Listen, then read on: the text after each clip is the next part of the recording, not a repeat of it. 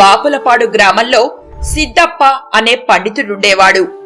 అతనికున్న పాండిత్యానికి ఏ రాజుని ఆశ్రయించినా ఉచిత రీతిన సత్కరించి తమ కొలువులో ఆశ్రయమిస్తారు. కాని ఉన్న ఊరు కన్న తల్లిని వదిలి ఉండరాదనే సిద్ధాంతం కలిగిన సిద్దప్ప ఉన్న ఊరిని విడిచిపెట్టక తనకున్న కొద్దిపాటి పొలాన్ని సాగు చేసుకుంటూ చుట్టుపక్కల ఊళ్లలోని నిరుపేద విద్యార్థులకి ఉచితంగా విద్యాబోధన చేస్తున్నాడు. ఒక రోజున యాదయ్య, రాఘవ అనే ఇద్దరు విద్యార్థుల చదువు ముగియడంతో వారు తమ గ్రామానికి ప్రయాణమవుతూ గురువుగారి ఆశీస్సులు తీసుకున్నారు. నాకొచ్చిన విద్యనంతా మీకు నేర్పాను. గురువు వికసించిన అందమైన పువ్వు లాంటివాడు, శిష్యుడు దాని కంటిన సువాసన లాంటివాడు. సువాసన వల్లే పుష్పానికి పేరు ప్రఖ్యాతులు వస్తాయి. మీకు ప్రఖ్యాతి వస్తే నాకు వచ్చినట్టే. మీరు మీ విద్యాగంధంతో పరిమళించి నాకు ఖ్యాతి తీసుకురావడమే మీరు నాకిచ్చే గురుదక్షిణ. ఈ లోకంలో మర్రి చెట్టు లాంటి వాళ్ళు, విలువైన మణి ధరించిన పాము పడగలాంటి వాళ్ళు, మంచి గంధం చెట్టు లాంటి వాళ్ళు ఉంటారు. భుక్తి కోసం ఎవరి పంచన చేరినా చదువుల వల్ల నేర్చుకున్న సంస్కారాన్ని ఎన్నడూ వీడకండి అంటూ దీవించాడు గురువు సిద్దప్ప. శిష్యులిద్దరూ గురువుకు నమస్కరించి ఇంటి దారి పట్టారు. ఇన్నేళ్లుగా కలిసి చదువుకున్నప్పటికీ మన కుటుంబ నేపథ్యాల గురించి మనమెప్పుడూ మాట్లాడుకోలేదు. ముందుగా నీ సంగతి చెప్పు. మా అమ్మ నాన్న పేదవాళ్ళు. ఓ పెద్ద రాజోద్యోగి ఇంట నౌకర్లుగా ఉన్నారు. చిన్నప్పుడు మా అమ్మా నాన్నలతో పాటు వెళ్లే నన్ను గమనించిన ఆ రాజోద్యోగి ఒకనాడు పెద్దయ్యాక తల్లిదండ్రులని కష్టపడకుండా చూసుకోవాలని, బాగా చదువుకుని వస్తే తానే మంచి ఉద్యోగం ఇప్పిస్తానని నాతో చెప్పాడు. అప్పటి నుంచి నాకు చదువు మీద ఆసక్తి మొదలైంది. ఏదో ఇంత జీతం వస్తే మా అమ్మని నాన్నని పని మాన్పించి పువ్వుల్లో పెట్టి చూసుకోవాలనేది నా ఆశ. దాన్ని మన గురువుగారు తెలుసుకొని ఎంతో సంతోషించి నాకు ఉచితంగా చదువు చెప్పడమే కాదు, భోజన సదుపాయం కూడా కల్పించారు. ఇందుకు గురువు గారికి నేను ఎప్పుడూ రుణపడి ఉంటాను. అయితే నీ ఆశయం నెరవేరినట్టేగా. ఇప్పుడిక నీ ప్రస్తుత కర్తవ్యం వెళ్లి ఆ కొలువులో చేరడమేనా? అవును. నీ ఉద్దేశం మంచిదే. అయితే గురువుగారు చెప్పినట్లు మీ అమ్మా నాన్నలు పనిచేస్తున్న ఉద్యోగి ఎటువంటి వాడో గమనించు. మర్రి చెట్టు ఆశ్రయమైతే ఇస్తుంది గాని దాని ఊడలతో అది విస్తరిస్తూ మరో మొక్కను తన నీడలో పెరగనివ్వదు. ఆ భయం లేదులే. గురువుగారు చెప్పిన మంచి గంధం చెట్టి లాంటి వాడే ఆ రాజోద్యోగి. నేను సెలవులకి ఇంటికొచ్చినప్పుడల్లా నా చదువు గురించి వాకప్ చేసి ఉత్సాహపరిచేలా ప్రోత్సహిస్తూ తిరిగి వెళ్లేటప్పుడు కొత్త దుస్తులు కొనిచ్చేవాడు. అయితే వైకుంఠపాళిలో సర్పాల్లా గురువుగారు చెప్పిన నెత్తి మీద మణి ఉన్న పాము లాంటి వాడు, ఈ మర్రి చెట్టు లాంటి వాళ్ళు కూడా నా జీవితంలో ఉన్నారు. ఇప్పుడు వారిని దాటుకొని నేను ఆ మంచి గంధం చెట్టుని చేరుకోవాలి. అంటే కొంతకాలం క్రితం నా సోదరి వివాహం నిమిత్తం మా ఊరి వడ్డీ వ్యాపారి వద్ద మా నాన్న కొంత అప్పు చేశాడు. ఆ బాకీ నేను తీరుస్తానని గ్రామాధికారి హామీ మీద ఆ రోజున డబ్బు సమకూరింది. అయితే ఇప్పుడు ఆ బాకీ తీరేంత వరకు నా చేత వెట్టి చాకిరీ చేయించుకోవాలని ఆ వడ్డీ వ్యాపారి కనకయ్య చూస్తున్నాడని తెలిసింది. ఇప్పుడు అతన్ని తప్పించుకొని నేను అనుకున్న చోట ఉద్యోగంలో చేరాలి. గురువుగారు నేర్పిన జ్ఞానం, నీ చురుకుదనంతో దాన్ని సులువుగా దాటగలవు మిత్రమా. నువ్వేమీ దిగులు చెందకు. సరే, మరి నువ్వేం చేయబోతున్నావు? నేను పేదవాడినే. మా నాన్నది కసాయి వృత్తి. మాంసాన్ని అమ్ముతాడు. నేను ఆ వృత్తినే స్వీకరించి పొట్ట పోసుకుంటూ నేను నేర్చుకున్న విజ్ఞానాన్ని నలుగురికి నేర్పుతాను. చిన్న దీపం పెద్ద దీపాన్ని వెలిగించినట్టు గురువుగారిచ్చిన విద్యాగంధాన్ని 10 మందికి పంచుతాను. అహింస పరమధర్మం అని మనం నేర్చుకున్నాం. నువ్వు మాంసాన్ని అమ్మితే చదువుకున్న నీకు కసాయవాడైన మీ నాన్నకు తేడా ఏమిటి? శాకాహారులు మాంసాహారులు సృష్టి ప్రారంభం నుంచి ఉన్నారు. మనం తినే కాయగూరలు, పండ్లు, అన్నంగా మారిన ధాన్యం ఇవన్నీ కూడా తిరిగి మొలకెత్తే గుణం కలిగి ఉన్నాయి. అంటే వాటికి ప్రాణం ఉంది. ఈ లెక్కన చూస్తే శాకాహారులు కూడా పాపం చేస్తున్నారని ఒప్పుకోవాలి. మాంసాహారుల కోసం నేను కాకపోతే మరొకడు మాంసం అమ్ముతాడు.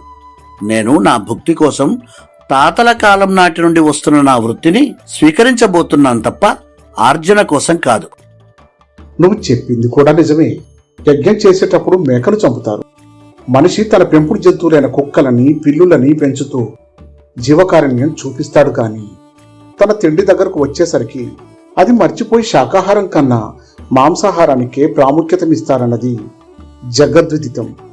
దీనికి పేదలు జమీందారులన్న తేడా లేదు. నువ్వు నీ కులవృత్తినే స్వీకరించినా నీవు విద్య నేర్పే నీ విద్యార్థులకు మాత్రం జీవకారుణ్యం గురించి బోధించటం మర్చిపోకు. తప్పకుండా చేసే వృత్తి ఏదైనా మనం నేర్చుకున్న విలువలు బోధించడంలో మాత్రం ఏ లోటు రానివ్వను. చదువుకున్న విజ్ఞానం నలుగురికి పంచేందుకే ప్రయత్నించాలి తప్ప ఉద్యోగం కోసం మాత్రమే వెంపర్లాడకూడదనే నీ ఆశయం నాకు చాలా నచ్చింది. నాకు ప్రత్యేకమైన కులవృత్తి లేదు గనక ముందు ఉద్యోగం సంపాదించుకొని నా తల్లిదండ్రులకు ఆనందం కలిగిస్తాను. ఆ తర్వాత ఇతరులకు విద్యాబోధన గురించి ఆలోచిస్తాను. మనకు ఆ దేవుడు మేలు చేస్తాడని ఆశిద్దాం అంటూ మిత్రులిద్దరూ ఒకరికొకరు వీడ్కోలు చెప్పుకొని విడిపోయారు. రాఘవ ఇంటికి రావడంతో తల్లిదండ్రులు సంతోషంగా, నాయనా, నీకోసమే ఎదురు చూస్తున్నాం. మేం పనిచేస్తున్న యజమాని నీకు ఉద్యోగం కల్పిస్తానంటూ రేపు తనను ఒకసారి కలవమని చెప్పాడు. వెళ్ళి ఒకసారి కలువు నాయనా. అలాగే నాన్న. రాఘవ తన తల్లిదండ్రులు పనిచేసే ఇంటి వైపు బయలుదేరాడు. దారిలో అతడికి గ్రామాధికారి, వడ్డీ వ్యాపారి కనకయ్య కలిసి వస్తూ కనిపించారు. రాఘవకి చటుక్కున గురువు చెప్పిన మాటలు గుర్తుకు వచ్చాయి. గ్రామాధికారి అధికారం అనే మణి నెత్తి మీదున్న పాము లాంటి వాడు. కనకయ్య వడ్డీకి అప్పులిచ్చి తీర్చలేకపోతే తన దగ్గరే వెట్టి చేయించుకునే మర్రి చెట్టు లాంటి వాడు. పైగా గ్రామాధికారి హామీ మీద అక్క పెళ్లి కోసం నాన్న కనకయ్య నుంచి అప్పు తెచ్చాడు. ఇప్పుడు ఈ పడగ నీడ మర్రి చెట్టు నీడ కలిసి ఒకేసారి ఎదురొస్తున్నాయే. ఇప్పుడు ఈ పరిస్థితి ఎలా ఎదుర్కోవడం? సరే, ముందైతే ఒక నమస్కారం పెడదాం అంటూ వారిద్దరికి నమస్కారం పెట్టాడు రాఘవ.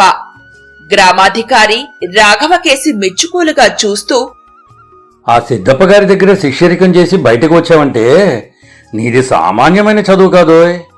నీ చదువు తగ్గ ఉద్యోగం మన ఊర్లో లేదు. నీ తల్లిదండ్రులను కొంతకాలం విడిచిపెట్టి పట్నం వెళ్ళగలనంటే చెప్పు, నీకు మంచి ఉద్యోగం వహిస్తాను. దీనికి వడ్డీ వ్యాపారి కనకయ్య కంగారుగా, అయ్యా, ఉద్యోగికి దూర ప్రాంతం, విద్వాంసునకు పరదేశం ఉండవు. మన రాఘవ ఎక్కడైనా రాణించగలడు. గ్రామాధికారిగా మీరే నాకు న్యాయం చెయ్యాలి. మీ హామీ మీద ఈ రాఘవ అప్పు తీర్చేలా వీళ్ల నాన్నకు అప్పిచ్చాను. ముందు నా దగ్గర పనిచేసి కొంత బాకీ చెల్లువేసి తిండి ఖర్చు వెళ్లేలా జీతం తీసుకునే ఏర్పాటు చెయ్యండి. నిజమేనోయ్, మరిచాను. కనకయ్య చెప్పింది కూడా న్యాయమే. ప్రస్తుతానికి కనకయ్య దగ్గర చేరు. చదువుకున్నావు కాబట్టి నా వ్యవహారాలు పనులు కూడా నీకు అప్పచెపుతాను. నీ కష్టం ఉంచుకోనులే. ఆ లెక్కలు రాసినందుకు కనకయ్యకు బాకీ పడ్డ మొత్తానికి వడ్డీ నేను చెల్లిస్తా అన్నాడు దర్పంగా గ్రామాధికారి. రాఘవ ఇరుకున పడ్డాడు. ఇప్పుడిక ఈ ఊబిలో పడితే మళ్లీ బయటకు రావడం అనేది ఉండదు. ఇటువంటప్పుడే స్థిరచిత్తంతో నిర్ణయాలు తీసుకుని ఉపద్రవం నుంచి బయటపడాలని గురువుగారు చెప్తుంటారు అని ఆలోచించి వెంటనే, అయ్యా, మీరు మర్చిపోయినట్లున్నారు. నా తండ్రి పనిచేస్తున్న రాజోద్యోగి వద్ద నా చదువు ముగిసిన తర్వాత ఉద్యోగం ఇవ్వవలసిందని నా గురించి ఇదివరకే మీరు సిఫారసు చేశారు. దాన్ని గుర్తు చేస్తూ ఇప్పుడే వారిని కలిశాను. నిజమే, నాకు గుర్తుంది. వెళ్లి గ్రామాధికారి ఆశీస్సులు తీసుకుని వచ్చి పనిలో చేరు అంటూ వారు పంపిస్తే ఇలా మీ దగ్గరికే బయలుదేరాను. ఇంతలో మీరు ఎదురయ్యారు. అదేమిటి? ఇంతకు ముందే రాఘవ్కి పని ఇప్పించమని సిఫార్సు చేశానా? చేసే ఉంటాను. రోజుకి ఎంతో మందిని కలుస్తూ ఉంటాను. అందులో సగం మందికి ఏవేవో హామీలు ఇచ్చేస్తూ ఉంటాను. అందులో ఇది ఒకటేమో. పైగా నా హామీకి అంత పెద్ద రాజోద్యోగి కూడా తలంచి అంగీకరించాడంటే అది నాకెంత గొప్ప. అయ్యా, ఇప్పుడు చెప్పండి, మీ మాటకు విలువిచ్చిన అధికారి దగ్గర చేరమంటారా, లేక కనకయ్య గారి దగ్గర చేరమంటారా? మీ ఇష్టం. ఇకపోతే నేనెక్కడ పనిచేసినప్పటికీ మీ వ్యవహారాలు చూడటానికి మాత్రం ఎప్పుడు సిద్ధమే. తన మాట వల్లే రాఘవకు ఉద్యోగం వచ్చిందనేసరికి గ్రామాధికారికి ఎక్కడలేని గర్వం పొంగుకొచ్చింది. అతడా సంతోషాన్ని అనుభవిస్తూ కనకయ్య కేసి చూస్తూ దర్పంగా, చూసావటయ్యా నా మాటకు విలువ. ఏమైనా చదువుకున్న వాళ్ళు చదువుకున్నోళ్లే. ఎప్పుడో చెప్పిన నా మాటకి విలువనిచ్చి ఆ పెద్ద మనిషి కుర్రోడికి ఉద్యోగం ఇస్తున్నాడంటే అంతకన్నా ఏం కావాలి చెప్పు. ఇకపోతే ఎంత చదువుకున్నాడు నీ దగ్గర ఎందుకు? నీకు తగటోడిని మరొకడిని చూస్తాలే. రాఘవా, నువ్వు అక్కడే చేరు. నీకు మంచి జీతం వచ్చేలా చూడమన్నా నేను చెప్పు. కనకయ్య బాకీ మాత్రం జీతం డబ్బుల నుంచి మెల్లగా తీర్చేయి అంటూ ముందుకు సాగిపోయాడు గ్రామాధికారి. బాకీ పేరుతో రాఘవ చేత వెట్టి చాకిరీ చేయించుకోవచ్చన్న ఆశ నిరాశ కావడంతో కనకయ్య ముఖం మాడిపోయింది. రాఘవ వెళ్లి రాజోద్యోగిని కలుసుకున్నాడు. అతడు రాఘవను తనకు సహోద్యోగిగా నియమించుతూ మంచి జీతంతో ఉద్యోగమిప్పించాడు. ఉద్యోగంలో చేరిన రాఘవ తన ప్రతిభ చేత తొందరలోనే గొప్ప పేరు సంపాదించి పేదలందరికీ న్యాయమందేలా సేవలు చేశాడు. ఇక యాదయ్య కులవృత్తితోనే పొట్టపోసుకుంటూ నలుగురికి విద్యాబోధన చేస్తూ పండితుడిగా పేరు తెచ్చుకున్నాడు. అతనేం పని చేస్తున్నాడన్నది కాక అతడు నేర్పుతున్న విజ్ఞానం పండితుల పిల్లలను కూడా శిష్యులయ్యేంతగా ఆకర్షించింది. అతడికి కలియుగ ధర్మపాదుడని పేరు పెట్టి జనం కీర్తించసాగారు. కులవృత్తి చేసుకుంటూ ఒకడు, మంచితనంతో మన్ననలు పొందుతూ ఉద్యోగం చేస్తూ ఇంకొకడు తమ విద్యను రాణింప చేసుకున్నందుకు తన ఇద్దరు శిష్యులను తలచుకొని గురువు సిద్ధప్ప ఆనందపడ్డాడు. ఏంటి కథ అప్పుడే అయిపోయిందనుకుంటున్నారా? హాయ్ ఫ్రెండ్స్, ఎలా ఉన్నారు? నేను మీ స్టోరీ టాకీస్ ప్రభాకర్ని. ఈసారి చిన్న కథతో సరిపెట్టానని చిన్నబుచ్చుకోకండి. మీతో ఒక విషయం పంచుకోవాలనే ఉద్దేశంతోనే ఎప్పటికంటే 3 నిమిషాల నిడి తక్కువ ఉన్న కథని ఎంచుకుని ఆ సమయాన్ని ఇలా మీతో మాట్లాడటం కోసం ఉపయోగించుకుంటున్నాను. ఏంటా మాట అంటారా? సరే, డైరెక్ట్ గా పాయింట్కి వచ్చేస్తాను. ఫ్రెండ్స్, కొన్ని సాంకేతిక కారణాలు చూపించి మన పాత ఛానల్ స్టోరీ టాకీస్ తెలుగు మీద యూట్యూబ్ వేటు వేసిన సంగతి మీకు తెలిసిందే. దాని ద్వారా ఛానల్ మానిటైజేషన్ పోవడం, దాన్ని తిరిగి రప్పించడానికి మేము చేసిన అనేక ప్రయత్నాలు, ఇవన్నీ ఇంతకు ముందే మీకు తెలియజేయడం జరిగింది. ఛానల్ వెనక్కి తెచ్చుకునే ప్రయత్నాలు చేస్తూనే కథల కోసం ఎదురు చూసే మీలాంటి కథా ప్రేమికులు ఇబ్బంది పడకూడదనే ఉద్దేశంతో కొత్త ఛానల్ పెట్టి మళ్లీ మీకు కథలు ప్రజెంట్ చేయడం జరిగింది. అయితే యూట్యూబ్ వాళ్ళేమో మీ పాత ఛానల్లోని సమస్య ఓ కొలిక్కి రాకుండా మళ్లీ కొత్త ఛానల్ పెట్టారు కనుక ఆ ఛానల్ సమస్య పరిష్కారం అయ్యే వరకు ఈ కొత్త ఛానల్ కి మానిటైజేషన్ ఇవ్వలేము, ఇది మా పాలసీకి విరుద్ధం అంటూ చెప్పడం జరిగింది.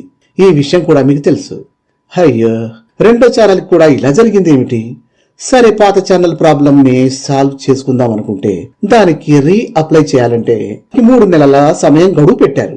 అంటే 3 నెలల వరకు మళ్లీ అప్లై చేసుకునే అవకాశమే లేదు.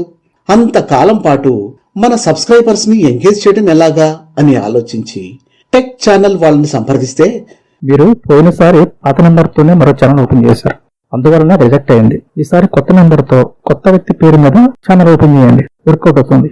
ఆ పని చేసి దానిలో 5 కథలు పెట్టి మానిటైజేషన్ కి అప్లై చేస్తే అది ఫెయిల్. ఇలా రకరకాల సలహాలు పాటించి గత 9 నెలల కాలంలో 4 ఛానల్స్ ఓపెన్ చేసి అన్నిటా ఫెయిల్ అయ్యాము. ప్రతిసారి కొత్త ఛానల్ కి కథలు తయారు చేయడానికి ₹1000 ఖర్చు చేయడం, తీరా ఎలిజిబిలిటీ వచ్చాక మానిటైజేషన్ కి అప్లై చేస్తే రకరకాల కారణాలతో అవన్నీ రిజెక్ట్ అవ్వడం, దీనికోసం అప్పటి వరకు పెట్టిన ఖర్చంతా బూడిదలో పోసినట్లే అవడం, ఇలా జరిగేది ఆ ప్రాసెస్ అంతా.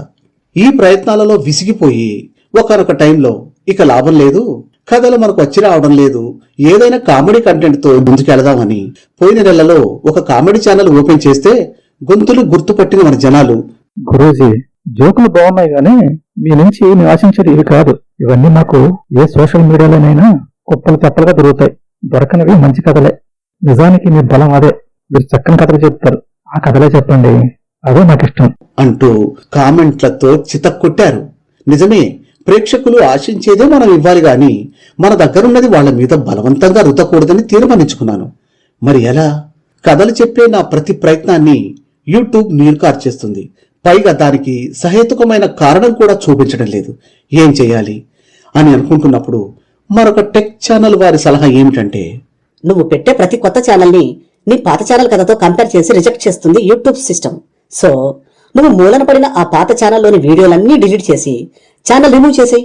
అప్పుడు ఇంకా కంపేర్ చేయడానికి అక్కడిక ఏ వీడియోలు ఉండవు. కాబట్టి ఈసారి నువ్వు పెట్టబోయే కొత్త ఛానల్ కి ఏ ప్రమాదం లేకుండా మానిటైజేషన్ వస్తుంది. ఒక్కసారిగా నా గుండె ఆగినంత పనైంది భయ్యా. 2.5 ఏళ్ల కష్టం, 1,00,000 మంది సబ్స్క్రైబర్స్, దాన్ని ఎలా డిలీట్ చేయను?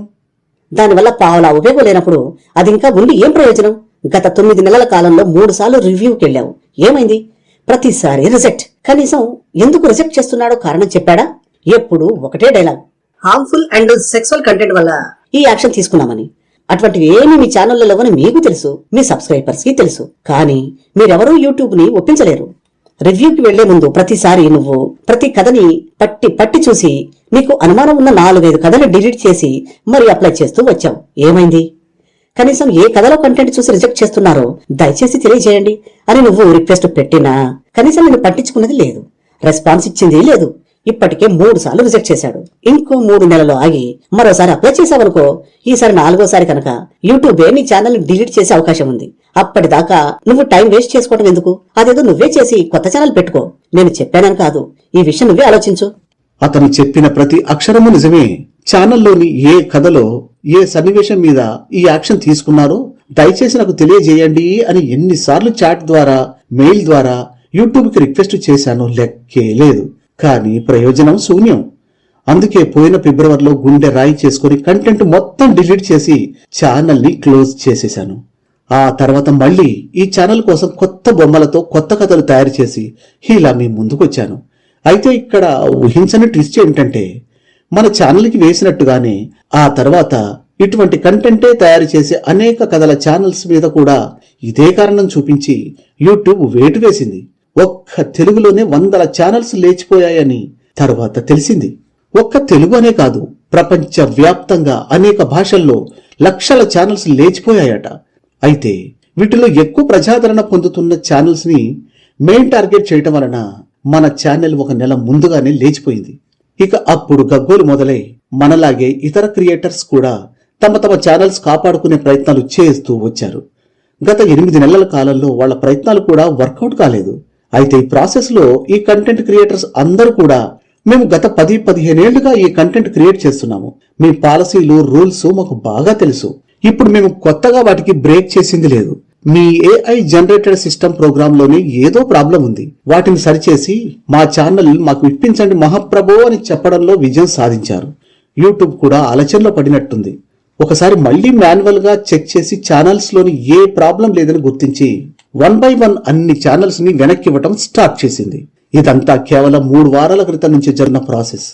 అయితే దురదృష్టవశాత్తు మన స్టోరీ టాకీస్ 2 నెలల క్రిందటే డిలీట్ చేశా కాబట్టి మనకు తిరిగి ఇచ్చే అవకాశమే లేకుండా పోయింది. 2 రోజుల క్రితం ఇటువంటి కంటెంట్ చేసే వ్యక్తి ఒకరు ఫోన్లో పరిచయం చేసుకుని, మీ ఛానల్ ఏమైంది సార్ అంటూ అడిగాడు. లేదండి, ఛానల్ డిలీట్ చేశాను, ఇప్పుడు మళ్ళీ కొత్త ఛానల్ పెడుతున్నానని చెప్పాను. అయ్యో, ఎంత పని చేశారండి. వేటుపడిన ఈ ఛానల్స్ అన్నిటినీ యూట్యూబ్ తిరిగి ఇచ్చేస్తుంది. నాది, మా ఫ్రెండ్స్ గ్రూప్ వి కలిపి 15 ఛానల్స్ వరకు ఉన్నాయి. 6 నెలల క్రితం అన్నీ పోయాయి. గత 15 రోజులుగా అవన్నీ ఒక్కొక్కటిగా తిరిగి వచ్చాయి. కాస్త ఓపిక పడితే మీ ఛానల్ కూడా మీకు దక్కేది సార్ అంటూ చెప్పాడు.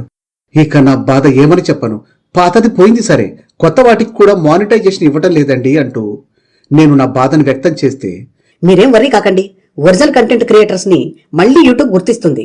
ఈసారి మీకు కొత్త ఛానల్ ఏ ప్రాబ్లం లేకుండా మానిటైజేషన్ అయిపోతుంది చూడండి అంటూ హామీ ఇచ్చాడు. అతను చెప్పిన వేళ విశేషం ఏమో కానీ అదే రోజు యూట్యూబ్ నుండి ఈ కొత్త ఛానల్ కి మానిటైజేషన్ అప్రూవ్ అయినట్టుగా మెయిల్ వచ్చింది. థ్యాంక్ గాడ్, అమ్మయ్యా, ఇప్పుడు ఒక మెయిన్ హార్డిల్ దాటేశాం. ఇప్పుడు కొంచెం గుండె కుదుటపడింది. యూట్యూబ్ సపోర్ట్ పోయినప్పుడు కూడా మీకు ఎలా కథలు అందించాలా అని ఆలోచించేవాణ్ణి. ఇప్పుడిక ఆగుతానా? ఇప్పుడు చెప్పండి, ఇక కొత్తగా ఏం చేద్దాం అన్నట్లు మన కొత్త ఛానల్ని గుర్తుపట్టి చాలా మంది కామెంట్ల రూపంలో తమ సంతోషాన్ని వ్యక్తం చేస్తున్నారు. అందులో ఒక కామెంట్ చూడండి. బ్రో, 6 నెలలు పైగా మీ ఛానల్ కోసం తెగ వెతుకుతున్నా, ఏమైపోయావు బ్రో. మీ ఛానల్ ఎంత మిస్ అయిందో తెలుసా? ఇబ్బడి ముబ్బడిగా ఇప్పుడొస్తున్న AI ఛానల్స్ మా సహనాన్ని పరీక్షిస్తున్నాయి. వాటిలో సరైన కంటెంట్ ఉండటం లేదు. చాట్ జీపీటీలో తయారు చేసిన 2-3 నిమిషాల ఆత్మలేని కథలు తీసుకువచ్చి పిచ్చి యానిమేషన్ తో మా ప్రాణాలు తీస్తున్నాయి. అసలు ఈ కథల ఛానల్స్ అంటేనే విసుగు పెట్టేలా చేస్తున్నాయి. పోనీ వీటిని పక్కన పెట్టి కొన్ని నీతి కథల ఛానల్ చూద్దామంటే అక్కడ కూడా పనికిరాని కంటెంట్ తో ఎండాకాలంలో చేపల కూర, వర్షాకాలంలో పల్లెటూరి రోడ్డు పక్కన పేద చికెన్ పకోడీ బండివాడు అంటూ అర్థం పర్థం లేని పకోడీ కథలు చూపించి విసుగు పుట్టిస్తున్నారు. దాహంతో ఎండమావులు వెంట పడుతున్న ఇట్టంటి సమయంలో మళ్ళీ నువ్వు చల్లని నీటి కుండతో ఎదురైనట్టు కనిపించావు. ఇక ఆలస్యం చేయకుండా వెంటనే మంచి కథలను వడ్డించు బ్రో. ఇటువంటి కామెంట్లను చూసినప్పుడు కదా పడిన కష్టం అంతా మర్చిపోయి మళ్ళీ వెంటనే పనిలో దిగాలి అనిపించేది. థ్యాంక్స్ పాండు బ్రో, మీ కామెంట్ నాకు 1000 ఏనుగుల బలాన్ని ఇచ్చింది. ఇకపై మిమ్మల్ని నిరాశపరచను, ప్రామిస్. అలాగే మరికొన్ని కామెంట్లు. మన పాత మిత్రులైన సబ్స్క్రైబర్స్ కొందరు మన ఛానల్ ని గుర్తుపట్టి సంబరపడుతూనే చిన్న చిన్న కంప్లైంట్లు, సజెషన్లు చేస్తున్నారు. అవేమంటే, అనా ఇన్నాళ్లు మీ కథల కోసం కళ్ళు కాయలు కాచేలా ఎదురు చూసాం, ఇక నుంచి అయినా వారానికి 2 కథలు పెట్టండి అని ఒకరు. బ్రదర్, మీ పాత కథలన్నీ మాస్టర్ పీసెస్, ఇప్పుడు వాటిని తిరిగి చూద్దామంటే ఎక్కడా అందుబాటులో లేవు. కొత్త వాటితో పాటు వారానికి 2 చొప్పున ఆ పాత కథలు కూడా అందించండి ప్లీజ్. అలానే మరొక విచిత్రమైన కంప్లైంట్ వచ్చింది. మీ పాత కథల్లో బొమ్మలు చాలా అందంగా ఉంటాయి, వాటితోని యానిమేషన్ చేయండి. ఈ కొత్త బొమ్మలతో ఈ వాయిస్లు మాకు సింక్ అవ్వటం లేదు, ఏదో ఇంగ్లీష్ డబ్బింగ్ సినిమా చూస్తున్నట్లుంది, పాత బొమ్మలతోని యానిమేషన్ చేయండి అబ్బా అంటూ ఇంకో రిక్వెస్ట్. ఆ కామెంట్ కు విచిత్రంగా అనేక లైక్స్. దీనిని బట్టి అర్థమైంది ఆ బొమ్మల్ని, వాయిస్లని మీరెంత ఓన్ చేసుకున్నారు. అందుకే ఈ రోజు కథని మీరు చెప్పినట్లే పాత బొమ్మలతోనే తయారు చేశాం. ఇప్పుడు మీరు హ్యాపీయే కదా? అలానే పైన కామెంట్లలో అడిగినట్లుగా ప్రతి వారం ఓ కొత్త కథని ఇస్తూ, అలానే మన పాత కథని కూడా అదే వారంలో మరో రోజు పోస్ట్ చేయాలనుకుంటున్నాం. దీనిపై మీ అభిప్రాయం తెలియచేయండి. మెజార్టీ జనాల అభిప్రాయంతో ఈ విషయంలో ముందుకెళ్లాలని అనుకుంటున్నాను. కనుక మీరు మా ప్రతిపాదనని అంగీకరిస్తే పాత కథలు కావాలి అంటూ కామెంట్ రూపంలో తెలియజేయండి. ఎక్కువ మంది స్పందిస్తే ఈ వారం నుంచే ఈ పద్ధతిని అమలు చేస్తాం. ఇక నిర్ణయం మీదే. ఇక లాస్ట్ బట్ నాట్ లీస్ట్, ఇన్నాళ్లు దూరంగా ఉన్న మన సబ్స్క్రైబర్స్ అందరూ ఈ కొత్త ఛానల్ వెంటనే సబ్స్క్రైబ్ చేసుకుని మళ్ళీ మునుపటిలా నన్ను, నా టీంని ఆశీర్వదించండి. అన్నట్లు వెళ్లే ముందు మీకు 2 విషయాల్లో క్లారిటీ ఇవ్వాలి. ఒకటి, ఈ యానిమేషన్ బొమ్మ చూసి నిజంగా నేను ఇంత అందంగా ఉంటానేమో అని భ్రమపడకండి. తర్వాత డిసప్పాయింట్ అవుతారు. నేను గీసే బొమ్మలు అందంగా ఉంటాయేమో గాని నేను కాదు. అసలు నా నిజ రూపం ఇది. అలానే ఇప్పుడు నేను పలుకుతున్న అందమైన చిలక పలుకుల గొంతు కూడా నాది కాదు. మన కథల్లో హీరో పాత్రకి డబ్బింగ్ చెప్పే అర్జున్ గారి చేత చెప్పించుకున్నాను. మీకు త్వరలో మరికొన్ని సర్ప్రైజులు ఉన్నాయి, అవన్నీ ఒక్కొక్కటిగా తెలియచేస్తా. ప్రస్తుతానికి సెలవు, ఇక ఉంటాను. మళ్ళీ కలుద్దాం. మీ స్టోరీ టాకీస్ ప్రభాకర్.